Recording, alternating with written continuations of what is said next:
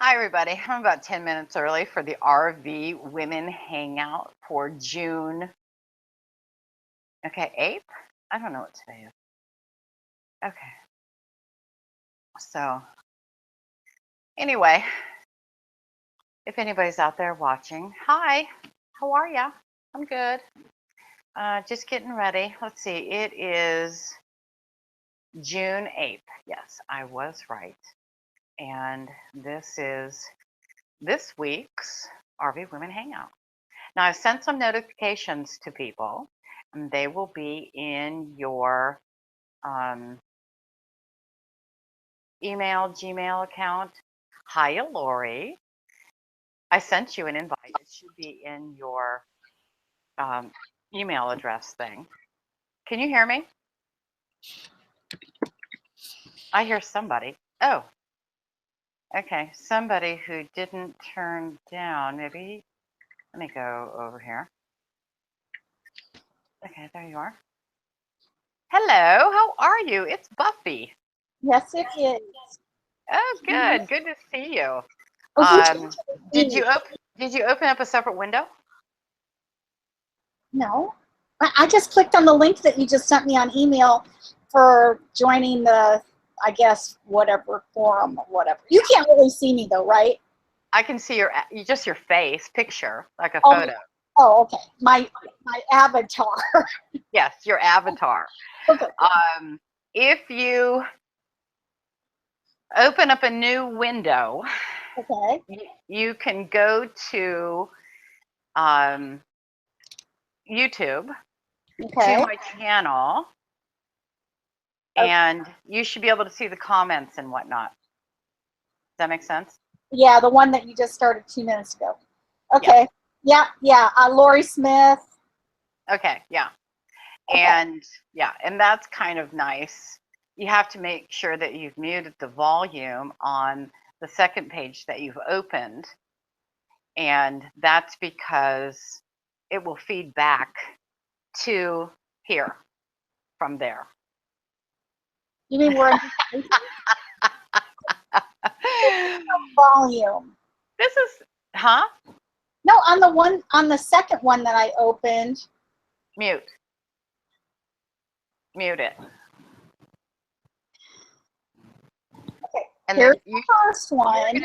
you're going to be able to hear me from here, but there's going to be a delay on that one. And that's where I've already got you muted on that one. Okay, awesome. Okay, haven't seen Nana's Joy yet, but I also sent her a link, and I'm wearing a microphone. That's why I asked if you could hear me. Yeah, I can. Yeah, because I'm wearing a microphone as opposed to using. So what do you want me to do? Do you want me to tell you when somebody is asking a question, or what is it that you want me to do? Yeah, until Nana's Joy shows up, that'd be awesome. She communicates, she types to people and stuff like that. And yeah, just kind of says, Lori Smith says, I can hear you. Because I'm not, though I am glancing over there right now, I don't generally glance over there. So, okay. So when I'm talking to you on this one, can anybody hear me? Can anybody hear you? Yeah. Can anybody on the panel hear me? Or can it just you? No, anybody can hear. Okay. It's recording. There's a few minute delay. I got the link, but I'll just stay in chat. Don't want anyone seeing me stuffing my face. Nana's Joy? No, that was Lori Smith. Oh. I sent her the link, but she got the link, which is, half the battle. And then, but she wants to just stay in the comment section. Right now, there's only 7 viewers, so we're about. When I want to type something to you, I type it in this chat, in that chat box on this one, right? Yeah. I say Lori's eating supper. See, now we're going to make fun of you. Yeah, Lori's eating supper. I see that. But the other side cannot. Yeah. Definitely. They don't see it. Yeah. Okay, I got it. So I won't talk. No, you can talk. You can add into the conversation. You can do whatever. You can type over on the side like I'm going to do right now. Welcome, everyone, to the RV Women Hangout. Starting in, looks like 7 minutes. So what are we talking about tonight? I don't know. I don't really know yet. We haven't since last week was the first one that we've done since, and I want to say I looked back and it was like August last year. So where we used to pick topics and things like that, you know, because this is RV Women Hangout 2.0. I think we're just going to fly by the seat of our pants for this one, and then try to figure out what everybody else wants to talk about for next week, if anybody has anything in particular that they want to say. Engage Lori while she's feeding her face. What about Lori? How are you going to engage her into this conversation? Oh, so, she will engage herself. This is something that I don't prompt people. Okay. They just say whatever it is that they want to say. Okay, so now how about you share your top 5 best. Yeah, I hear the echo too. Lori Smith says there's an echo, and I believe it's coming from you. So this is what I'm going to do, Buffy. I hear the echo. No, it's muted. Seriously? No. It has to do with, it's an echo sound. Okay. And so it could be the microphone on your computer, or it might be my microphone. Okay, let's go with that. Okay. No, we're gonna actually mute you. Okay. Let's see. I have muted her. Now, Lori Smith, tell me if the echo sound is still there. That's okay, Lori. I'm feeding my face too. Hey, I'd be feeding my face too. Okay, fine. Make fun of me. Yes, I know. That's part of the RV Women Hangout. We get to make fun of each other. Okay, Lori, I need to YouTuber. That's a good handle. Okay, so the echoing part is gone. I have something in my mouth. Just somebody say RV is awesome. Yeah. Somebody tell me. I guess I should talk. Somebody tell me if you can still hear the echoing. What I've done is I've muted Buffy on this, and because I think the echoing was coming from her. If you could, yes, the echoing is still there or not there. Echo, just write down echo is still there or echo is gone. Somebody, anybody. Echo gone. Thank you, Deborah. Okay. So let me unmute her. I'm unmuted myself. Okay. Well, okay. Let's see. Okay. So I have unmuted you, Buffy. Okay. And now I need to know if there's still an echo with Buffy talking. Buffy, you talk. Okay, so here's what I wanted to say.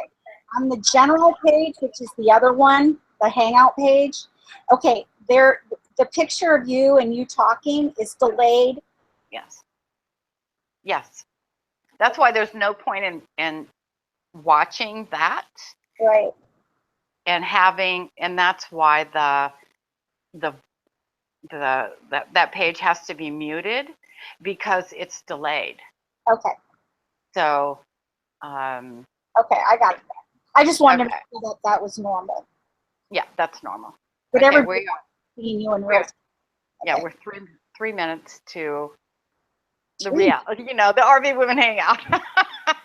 We got 3 more minutes. Well, let's talk about newsroom. Let's talk about what? Newsroom. Oh, the newsroom. Yeah. Okay, Um, Debbie I asked my think I think that's for another time. there's 3 minutes. there's a show on HBO. Okay, for everybody else who doesn't know this, it is called The Newsroom. Um, it was written by Aaron Sorkin, who, as a writer, I think Aaron Sorkin is a god. But anyway, that's neither here nor there. Very, very talented. Yes, Echo. She sounds muffled. Yeah, your Buffy, your microphone sounds muffled. I can hear it too.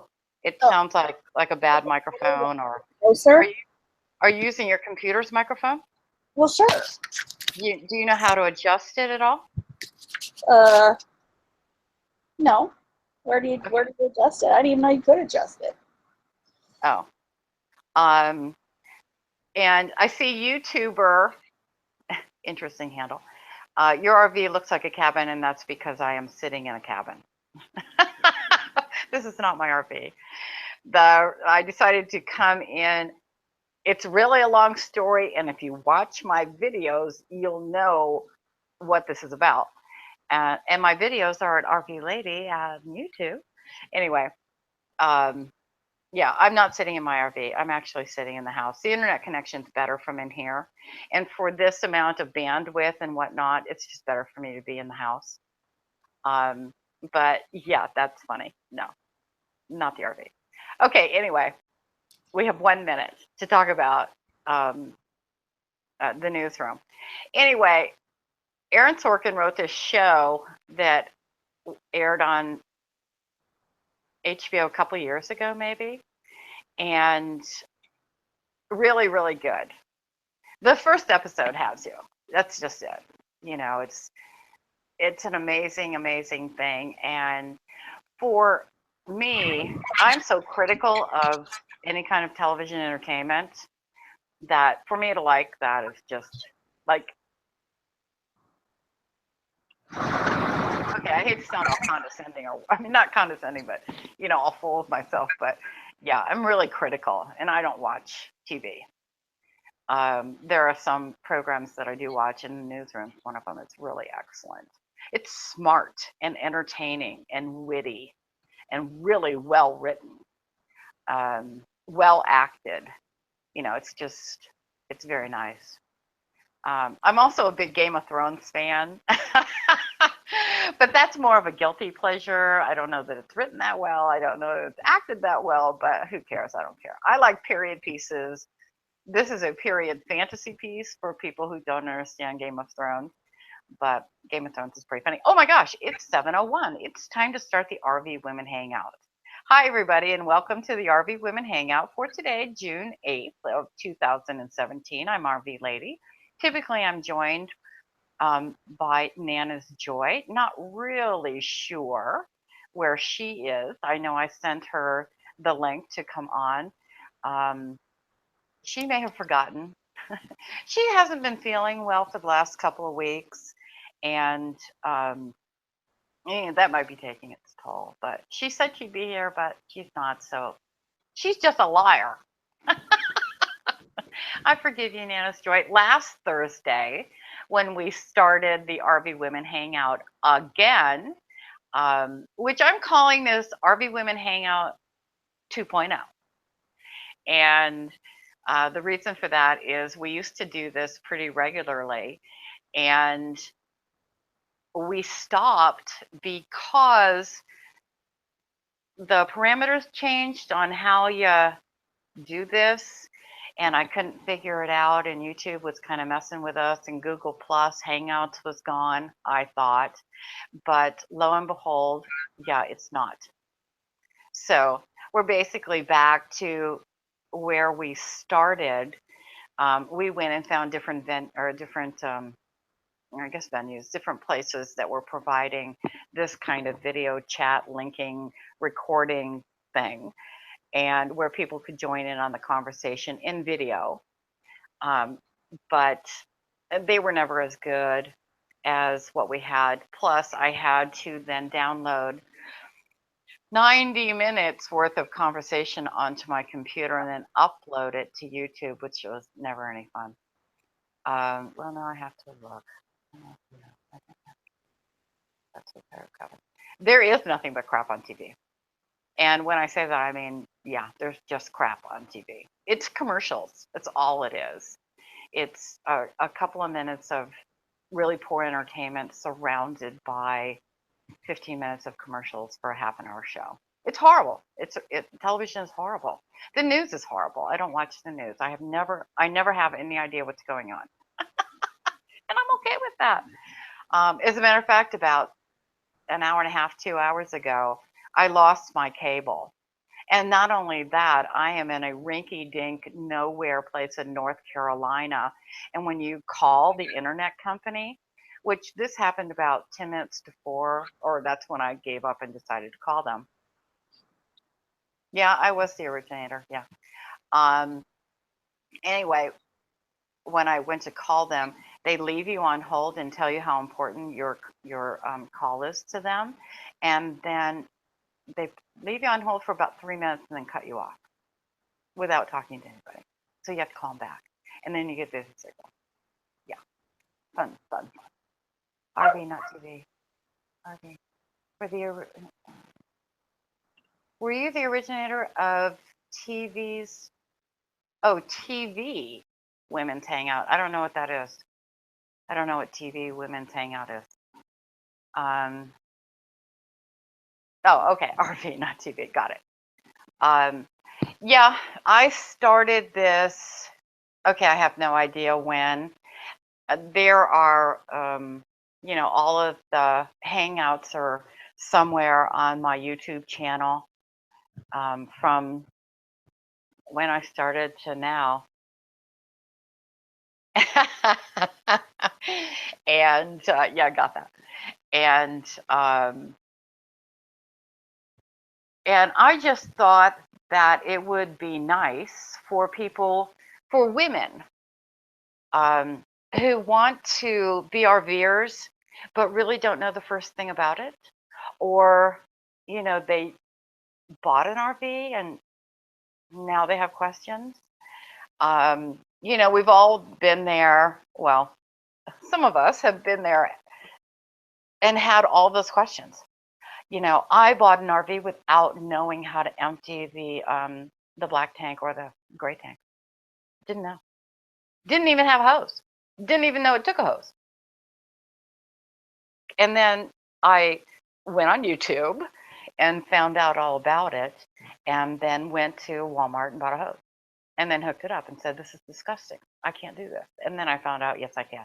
I used to glove up, gloves over my elbows and, scouring and whatever. Yeah, I'm over that now. I just do it, rinse out the hose, and I'm done. Let's see. YouTuber, are you single? Like many women in America and around the world, I would have to go with yes. And like many women around the world, happy doing that, being single. Yeah. That's anything to do with spiritual. Yeah, there really were. And the bad part was that some people would come on the hangout and just, be in the video down at the bottom, and they wouldn't say anything. They wouldn't say a word for 90 minutes. They wouldn't say that. They maybe, no, nothing.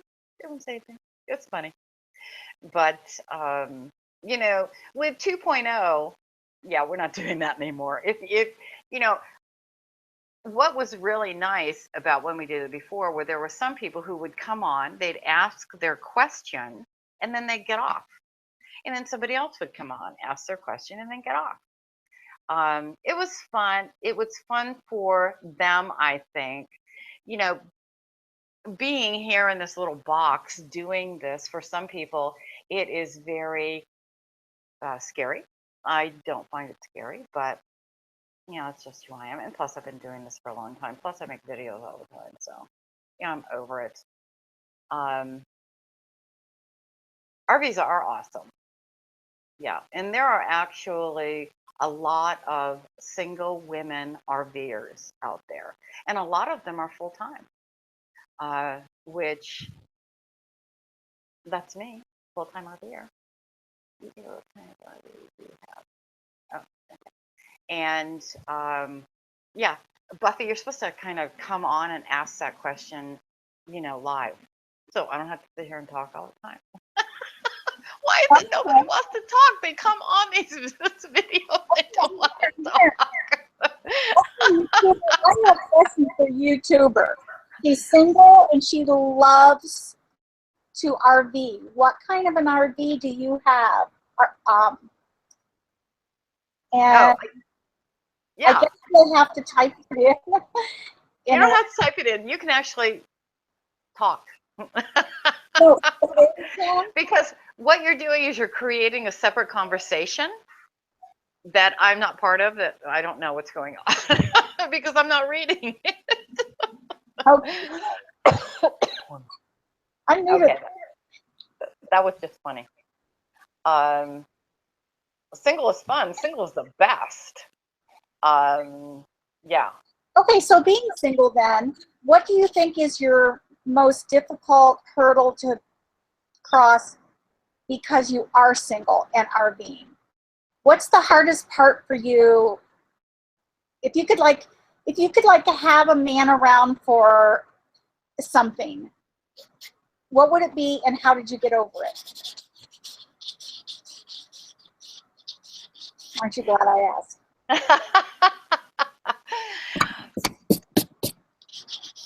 My entire life, I have been really self-sufficient.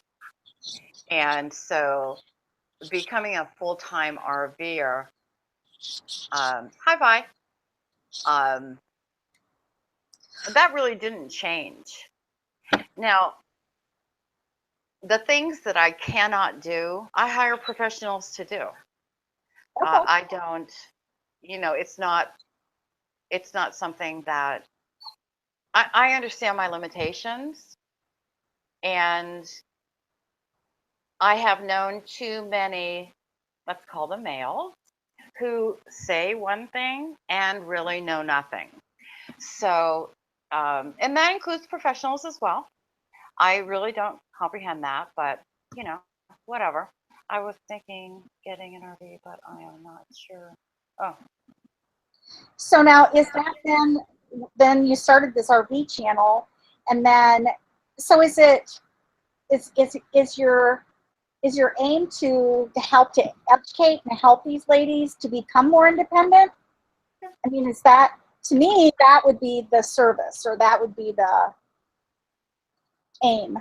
Yeah, it honestly, whether you're a couple, husband and wife, gay couple, anything like that, it really doesn't matter if you're one person or more than one person.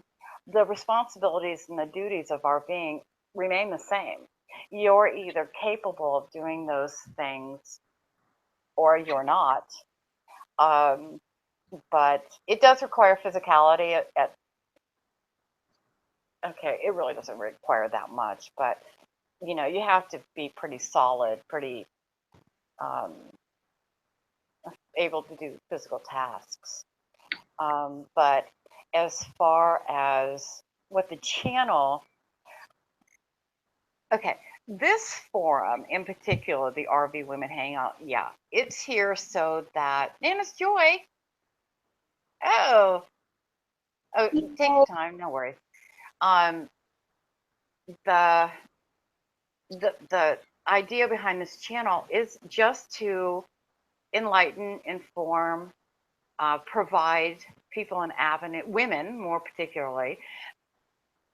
When men explain things,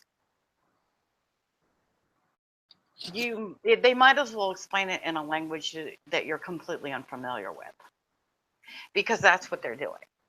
When women explain things, women understand what women are talking about. And I've said this before, it's like giving directions. You can tell a woman, drive down the road until you see the McDonald's and then turn left and then drive up that road until the next street is on the right and there's going to be a red house there, turn right. Now, men are not satisfied with that kind of direction. They want to know north, south, east, and west, the exact names of the road, and goddamn, give them the GPS. Now, with Google, of course, that all goes away, but neither here nor there. It's just women and men honestly look at things differently to the point where I guess I can point out here.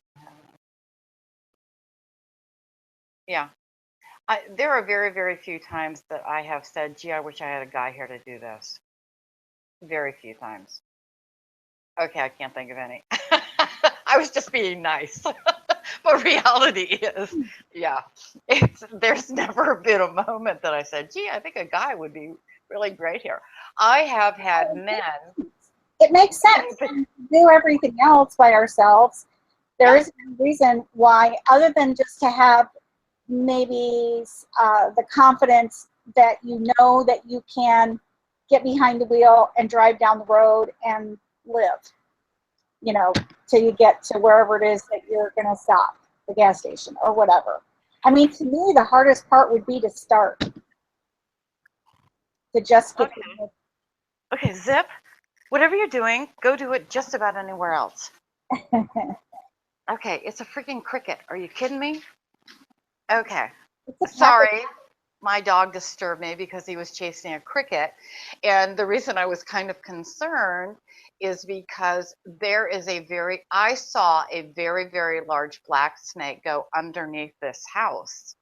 Subsequently, I kind of expect every time I open the door that it's going to be all coiled up and staring at me when I walk in, but not the case. So, what's the best RV? Oh my God. YouTuber, you need to spend some time investigating that question for yourself. And the reason for that is because one RV may suit one person's need and not another's. So it depends on what you want.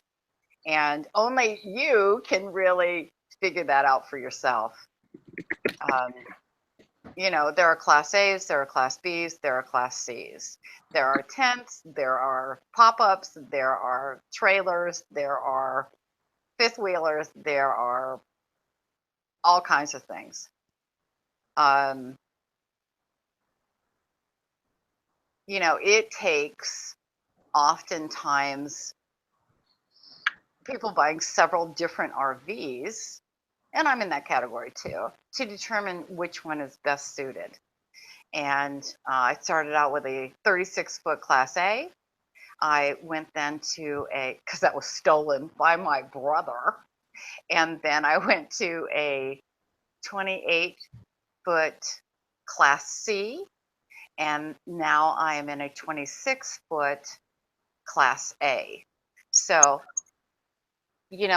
everybody has to decide what's important to them as an RVer. I am a guy. Oh, finally, YouTuber, you're a guy. I knew it. You don't mind? No, men are allowed to be in the comment section. They're allowed to participate in the comment section. Okay.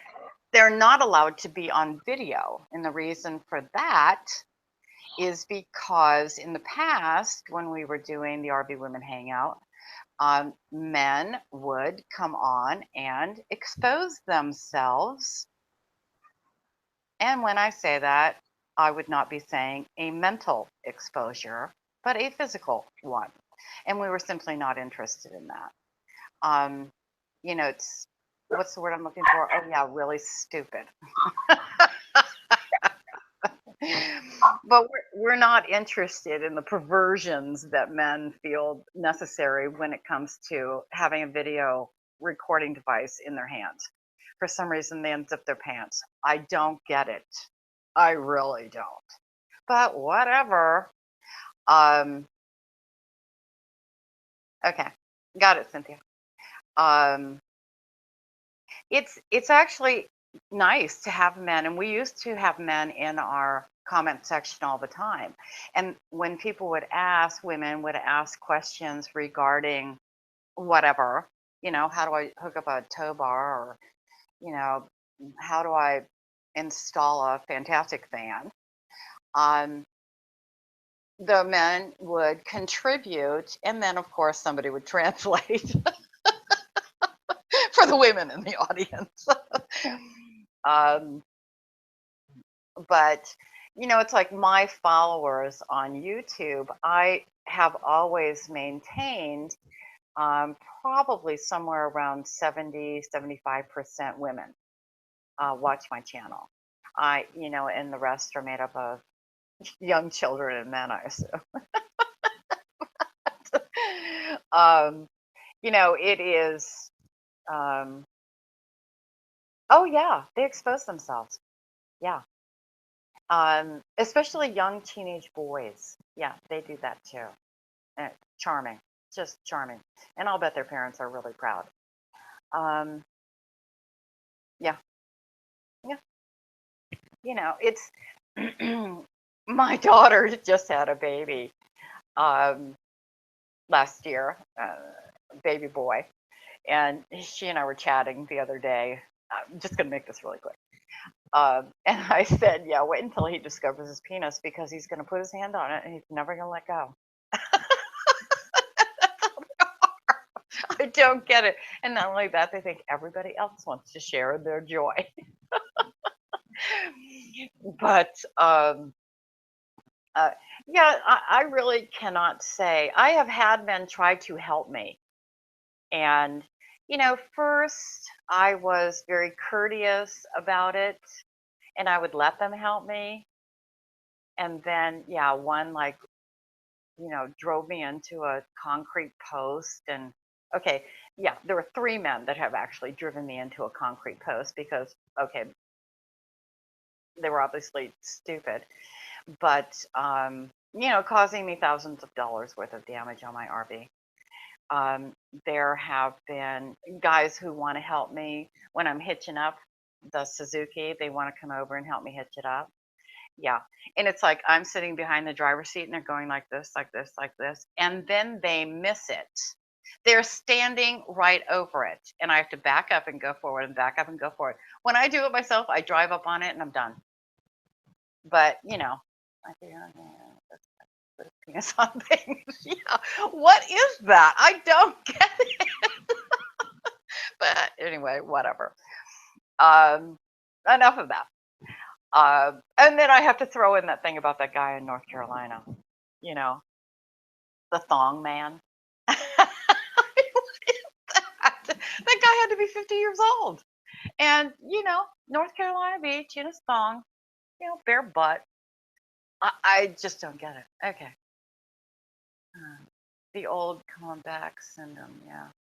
You're good. Come on back. My husband does the street twice. And I'm driving forward. I'm not even backing up. I'm just driving forward.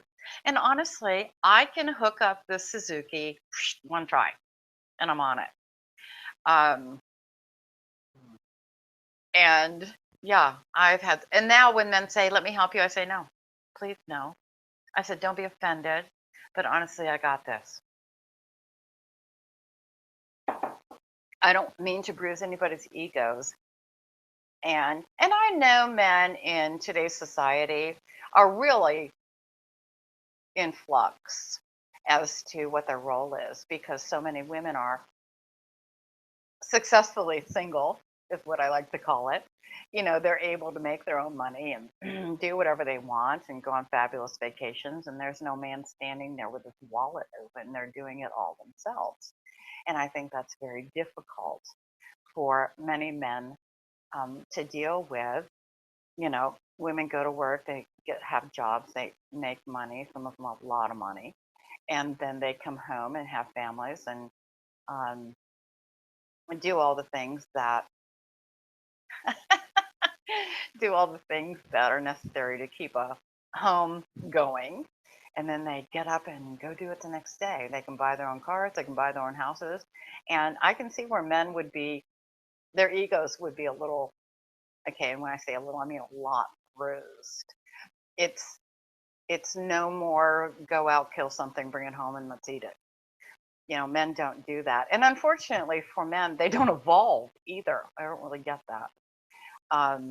You know, you would think, or I think, let's go there. I think that men should evolve to keep up.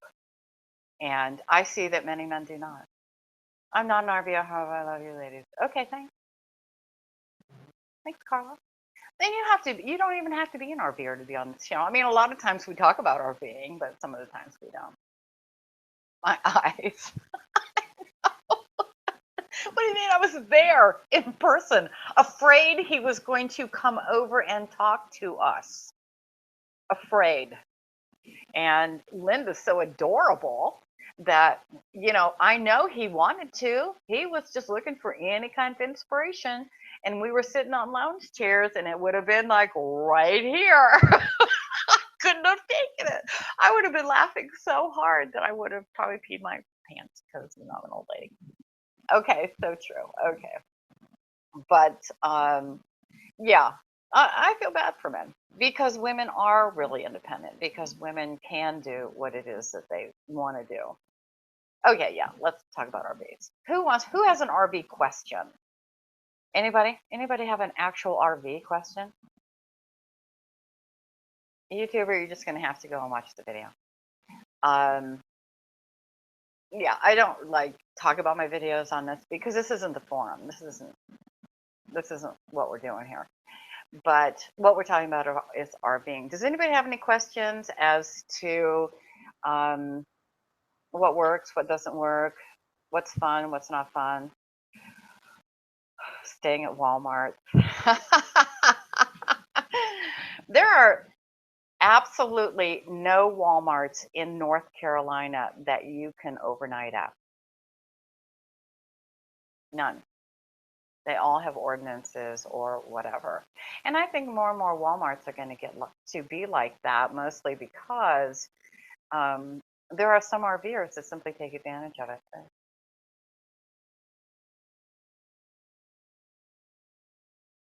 Okay, Lori, yes.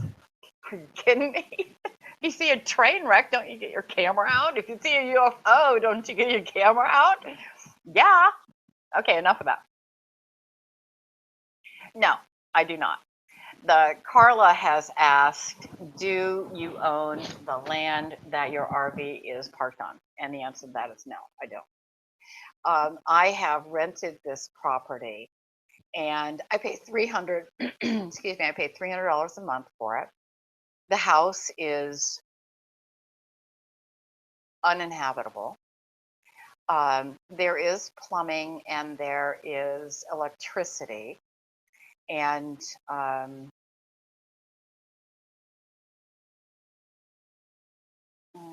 you're supposed to be reading these for me. Okay, I have no idea what you guys are saying. But the reason that I rented instead of buying was I was in Southern California. You know, there was no point in me trying to, even though I looked, buying property without actually seeing it and really getting a feel for the area. So what I did was kind of entered into an agreement, um,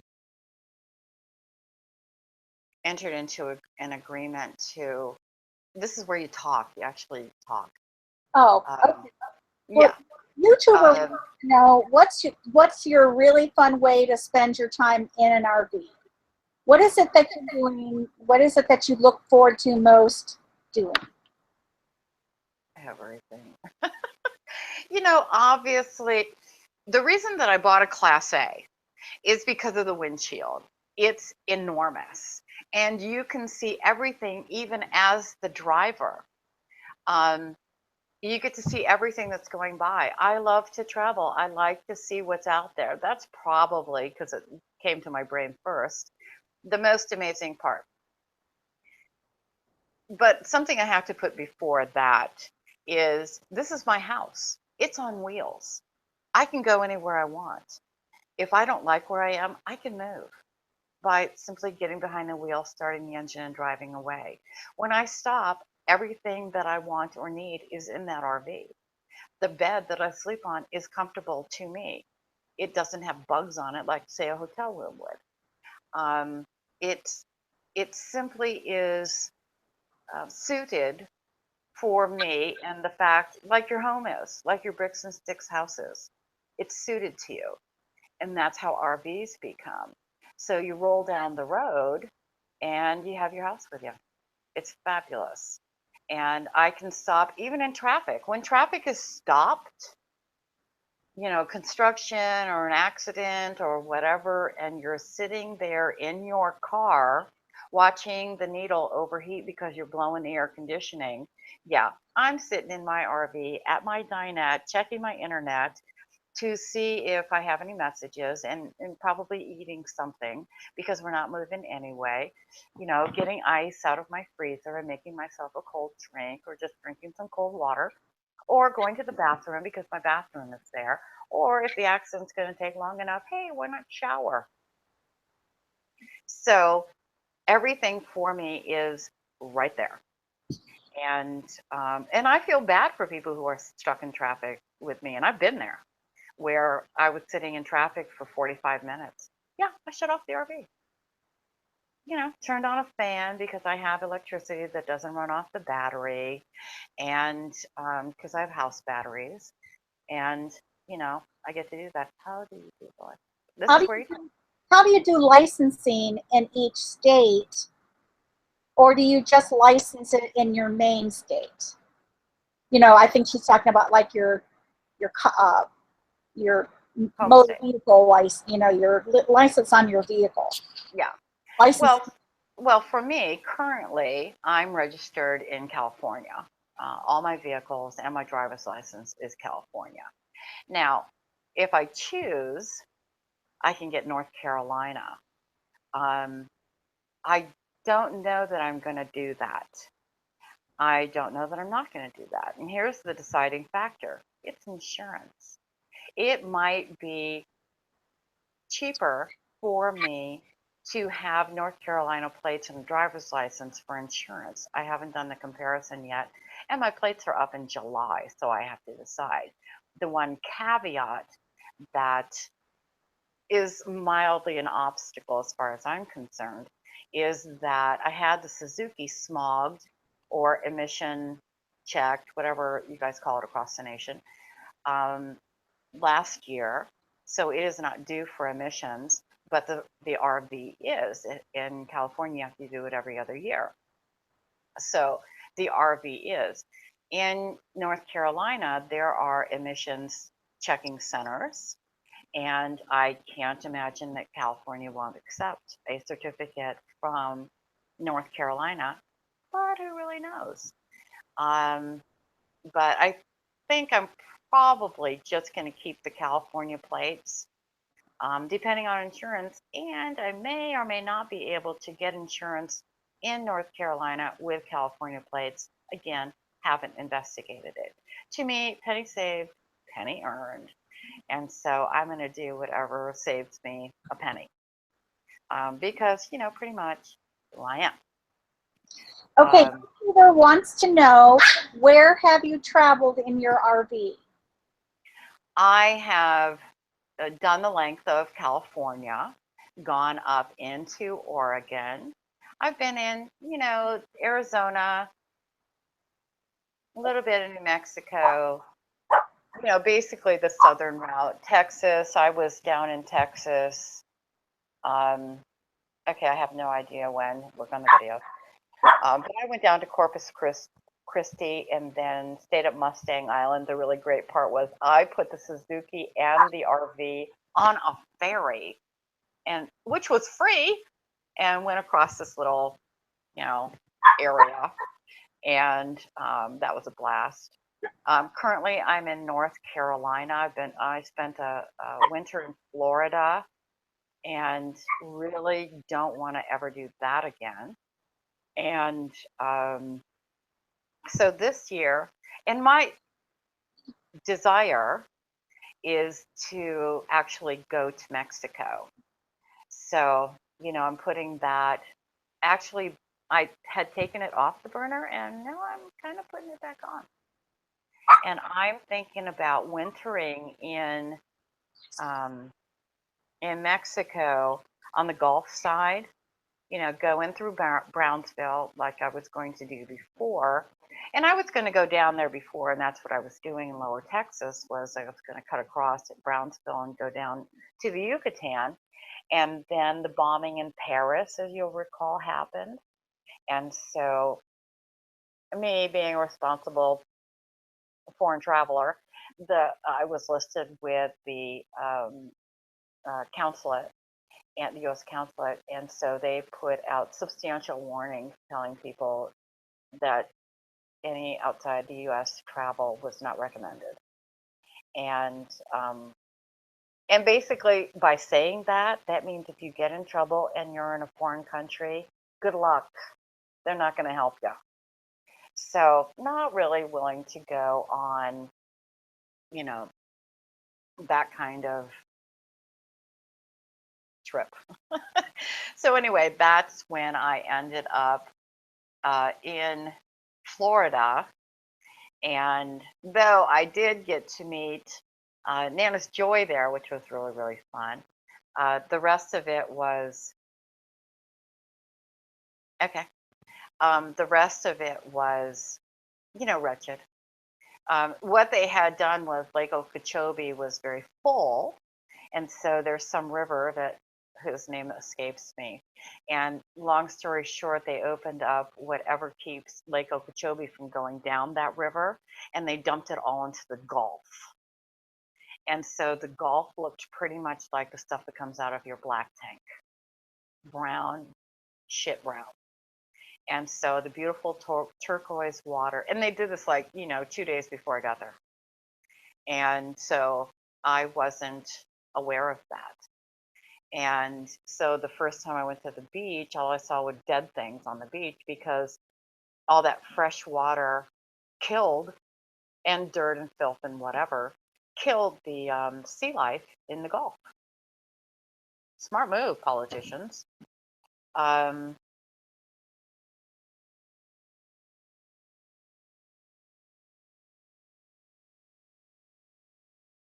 Oh, all water damage itself is not a deal breaker. This is Lori's question. Water damage itself isn't the deal breaker. The deal breaker is, has it been repaired? That's the deal breaker. And then finding something in your price range. Okay. I don't know what your price range is, but always remember when you're going and looking, even just on Craigslist or the classified sections of your newspaper or however it is that you search for RVs, asking isn't getting. Just because somebody says I want $25,000 doesn't mean you actually have to give them $25,000. You can make an offer. I would lowball them. Negotiating for an RV is like negotiating for anything. You come in low, they meet, they come down, then, it's a back and forth kind of negotiation. So, and that's another thing that women don't do. It shocks me that women don't negotiate. Shoot, I'd negotiate at Walmart if it worked. There are very few places that I don't try to negotiate. And yeah, anything that I'm buying used, any piece of equipment, yeah, negotiate. And that's what you have to do. Generally, when I'm looking for something, I usually look about $5,000 over what I'm willing to actually pay. And that's because I expect them to drop the price in order to get rid of it. On an RV, for example. On a house, different story altogether, but same concept. But that's one thing that women really never learned how to do, was negotiate. And so, and they're getting there. They're understanding it and getting to the point where they're doing it. You go to a swap meet, for example, or whatever you guys call them in your area. Just because somebody says, I have this mouse and I'm going to charge you $1 or a garage sale. Yeah, you don't give them $1. You say, yeah, I'll give you 25 cents. And they'll come back with, well, I could do 75. And then you say, yeah, I could do 25 cents. I usually say I would rather burn it than sell it. In which case, I would say, I've got some matches. Did you want to do it now? Yes, yes. In fact, let's burn everything. Yeah, it's all up to the individual who's selling the stuff, what their real price is, but you find out. The other forum that's really nice, and nobody should ever go look at a used RV without checking first, is a website called, I call it NADA. It's NADA.com, and it's the National Automobile Dealers Association website. Whether you're buying a car or an RV or, okay, I don't know what else they have there, but you can check and see what the low and high prices, what the original cost was. You can check and see what the equipment is. This information's in my book, by the way, in case you want to buy one of my books. This information is in there. And what it does is, basically, if you're going to go look at an RV and you go to the NADA website, and let's say that they've already told you the air conditioner doesn't work. Yeah, you just, it gives you an idea of what the difference is or how much it'll cost to repair like an AC unit, whether ducted or not ducted. So, you plan accordingly. It's just like buying a house. I don't know how many of you have bought houses, but it's all about negotiation. Yeah, I see. I can't pay asking price, and I don't care. And I don't care if they say. And usually, I'm dealing with men. I just dropped the price. Yeah, I don't care. I think that the difference with buying an RV, since I've bought homes, is that you don't have maybe a realtor or somebody to walk you through it. You don't have, you're not paying for an inspection, things like that. So I think if I were going to be buying an RV, that would be the part that I would know that I would have to do myself, is to do or if you were going to rely on what the dealer told you or the person or whoever, go find out what does it cost, at your local RV repair place to get this, whatever it is, fixed, air conditioning, whatever. Tires, if it needs new tires. I mean, tires are pretty important when you're on the road all the time. So that should probably be a number one thing. But yeah, that, and you can actually hire a company that will come out and inspect your RV. Now, the thing to remember when you're contracting with a company like that is the RV doesn't stop inside. It's outside, and it's the engine as well. So whoever comes out to inspect has to really be aware of the mechanics of the vehicle, as well as, does the AC unit work? Does the heater work? Is the water pump going to explode? Has there been leaking on the floor? Are the tubes that carry the water, the fresh water, around so old that they're going to die? Does there's a huge list, which is in my books, by the way, of things that you have to check.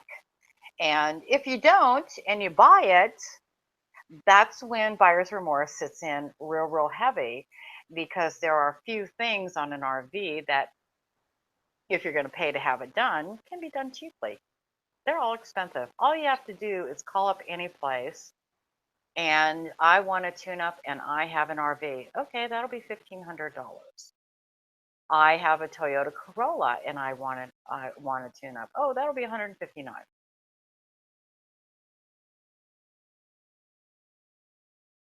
Yeah, don't get it. It should all be the same, except for parts.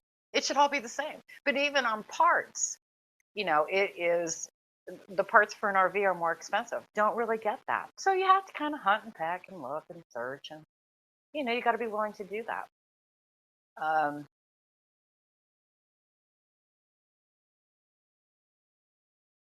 there's tiny house. Oh man. Yeah, I don't really get the tiny houses other than to purchase land somewhere and drop a tiny house on it. And like there's 20 acres here pretty close to me that the woman passed away and their children are not paying the taxes, so I'm going to pick it up for taxes, but that's another story. And I was thinking about putting a tiny house on there and then pull up in my RV of the day or year, and then the tiny house is there. The land is all plumbed and ready for utilities to be turned on or whatever. But as far as parking an RV there, it's not as practical as parking a tiny home. Right, because don't you have to think about what it costs you to stay every single night in a RV park? And so let's say, hey, you guys, let's say you wanted to, I don't know what it costs. Maybe it costs $1,000 a month to stay in an RV park. So if it's $1,000 a month in an RV park times 12, that's going to cost you $12,000 a year to stay in an RV park. So let's say you only want to stay in an RV park 6 months out of the year. That 6,000, the other 6,000, you can put into maybe some place that you've traveled to that you really like, and well, a lot of people who purchase RVs, the majority of them are really interested in the aspects surrounding boondocking. Now, for those of you who do not know, boondocking is when you go out to a remote place, typically on public lands, government-owned lands, and they offer what is called dispersed camping. There are no facilities of any kind typically, and no water, no place to dump. Grocery stores are typically far, far away, but you can stay there for free. And I think a lot of people get into, or for whatever, wrap their brains around the concept that they can live for free. That's totally insane. No, that's not what happens. RV parks run anywhere from, I'm going to guess, $20 a night to, I've seen them for as much as $115 a night.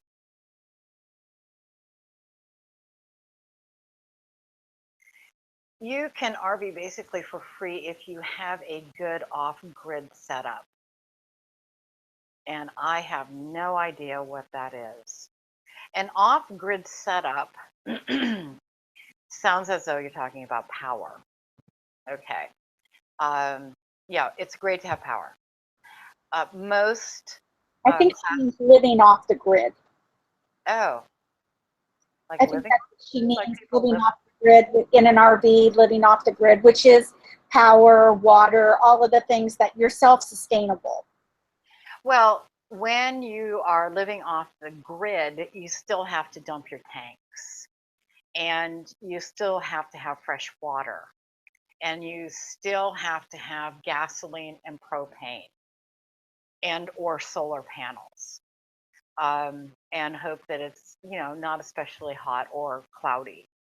There are a lot of ifs in off-grid living.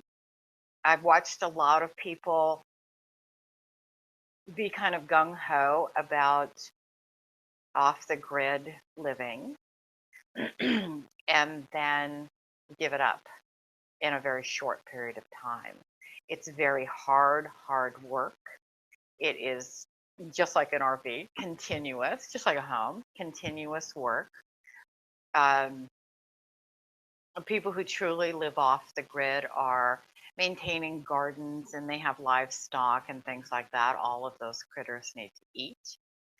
Depending on, they can do it for 2-3 weeks at a time, and then they need to refresh.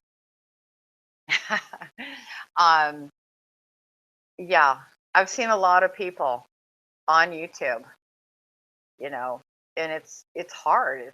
It's not luxurious living by any stretch. It's cold or it's hot. They don't have enough power for air conditioning, and heating is typically something that you're burning. So you have to cut all that wood and whatnot to get you through what I hope isn't like a snowy winter.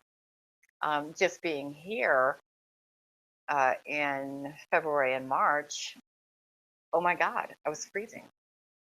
It kind of depends on how you were raised.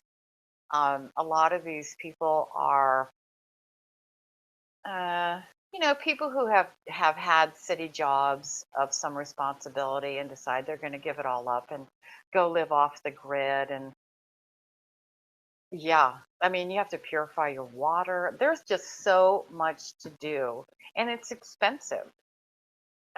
It isn't any. It's not cheap or free. And never stayed any place where you felt you needed to leave during the night because it was. Yeah, I No, was just going to read that one to you. yeah. Um, yeah, the question is, have you ever stayed any place where you felt you needed to leave during the night because of it not suddenly feel safe while boondocking? No. The answer to that is no. I have never. Um, I've stayed in a lot of different places boondocking. I've never had any kind of anxiety about anything. And I'm kind of, I suppose there are some people, and I've met them, where somebody parks too close to them, and well, instead of going out and telling them, hey, we're boondocking, there's all kinds of space here, wouldn't it be possible for you to move, further away from me? And they don't do that. They just move themselves. Where I go out and say, hey, we're boondocking. I don't really get that. Now, some people have said Canadians will do that if there's a boondocking location, that Canadians, for some reason, huddle together. I don't know. But for me, myself, I've gone to very remote places and boondocked, and no, I don't bat an eye. And I'm never worried about the four-legged creatures. I'm always worried about the two-legged ones. Um, I would think, yeah, Granny, you're right, is, um, rural areas. The only time that I've ever moved in the middle of the night was because a cop knocked on my door at a Walmart and said, you have to move. That was it. Yeah, I made a video. And um, and I had gone into the Walmart and asked if it was okay for me to, go to like the far end of the parking lot and, sleep overnight. And as I'm standing there with my $200 worth of items that I've purchased from Walmart, they said, yeah, that'd be great. That'd be fine. Okay, next time I'll ask on my way in. Yeah. But the cop, you know, knocked on my door. She was very polite and she said, you can't do this. And I said, I spoke to the manager. I have his card. Did you want it? And, but she was very nice. She goes, no, this is city ordinance. There's no, um, parking, overnight parking in our town. And I said, okay. And then she said, just go down 2 exits and you can stay at that Walmart. It's not in my town. And she said, they do allow it. So, that's the only time. But no, I've never been afraid. I've never um, moved in the middle of the night. I've never had any kind of anxiety like that. So, I mean, I'm careful. Yeah, I'm careful. And I think the common sense would say you don't advertise that you're by yourself. no, You don't advertise where you're staying. You don't advertise where you're going. I don't. There are things that I do for safety. And one of those things is I don't put out a single chair, I put out several chairs. I typically take off my shoes when I'm going in my RV, and I have men's shoes that I put outside my RV. So it looks like a man is there. It doesn't matter what kind of man. I mean, I went out and bought, well, actually, no, I didn't go out and buy anything. My son-in-law is a big guy, and he was throwing out some shoes, and I just took them and said, "Can I have these?" And he said, "Yeah." And so those are the shoes that I set outside my RV. They're enormous. Um, it's not, you end up speaking to people, strangers, in terms of we. We. You do not say I. And so phone died. Okay. Yeah, and you can hardly begrudge an RV park for wanting you to, spend money and stay at their park. I get that. Um, and some of the RV parks are very affordable, and some of them are just astronomically insane. But it just depends on what your budget is and, what kind of experience it is um, that you're looking for. I saw the thing on Nomadic Fanatic. Just let me throw this in. I don't follow him. I don't care what he's doing. I don't comment on what he's doing. Okay. I see another question. Do you have any exciting experiences? Well, oh my God, a million. I have so many. There are so many exciting experiences. Too many. I mean, I haven't videoed all of them. There have been so many. There was a time I was in Central California. Well, no, I was north of San Francisco, and I got lost on a road that was just barely accommodated my RV. And on either side's water. And it was, they were growing rice or something. I just got on the wrong road. And then up ahead, I'm looking, and the road is full of goats. There must have been, I don't know, 100 goats standing in the middle of the road.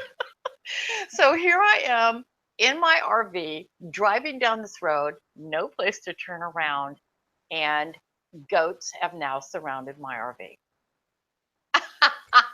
It was hysterical. It was fun, and I just beat the horn and the goats moved, and I got around it. But where in America does that happen? Were you like in Spain? I mean, where does these happen? That's what I'm saying. It was just, there have been so many experiences, people that I've met that just, they just floor you. They're so wonderful. It's really, I could never go back to living in a house. It just is not going to happen to me ever in my life, unless I'm unconscious, you know, in which case, I have that handled too. But I never did get to Mexico. I'm thinking about going this winter, honestly. Um, because of the Paris thing, I didn't go, and I ended up staying um, in Florida. I flipped a coin. Should I go back to California or winter in Arizona and in California, or should I go to Florida? And Florida won the toss, and I lost. But I really do want to go to Mexico, and I'm thinking about going for 4 months this winter. And just thinking about it, just kind of rolling it around. I probably won't go any further than Veracruz, but maybe I will. Maybe I'll make it all the way down to the Yucatan. That'd be fabulous. I want to go to the Yucatan so bad. Yeah, Lori, I just want to go so bad. And I'm thinking now that the whole 2012 thing is over and the world didn't come to an end according to the Mayan calendar, blah, blah, blah, blah, blah, there'll be fewer people there. So I'm thinking, hey, this is a good thing. But yeah, I'm thinking about going there this winter and staying there, like December, head back in March, leave here mid-November-ish and then come back in March. And if I don't do the mainland, I may do Baja. And that way I can go see my daughter, grandson, son-in-law. And then, but can we cross the wall? I don't know what that means. But, go down to Baja. There's a lot of places to boondock there. Um, there's a lot of RV parks. There's a lot of trouble down there too. I just think mainland Mexico would be more interesting for me from my perspective. And my perspective is history. It isn't just sitting on a beach, drinking my margaritas and you know squirming my little toes into the sand. I mean, I like that and everything, but I am there for the history. I want to see what was, what is. Um, I think what Lori means is how are you going to get over the wall? The oh, wall. Trump. See, I told you guys I don't watch TV. I have no idea what Trump is doing. And the main reason I don't watch TV now is because I don't care what Trump is doing.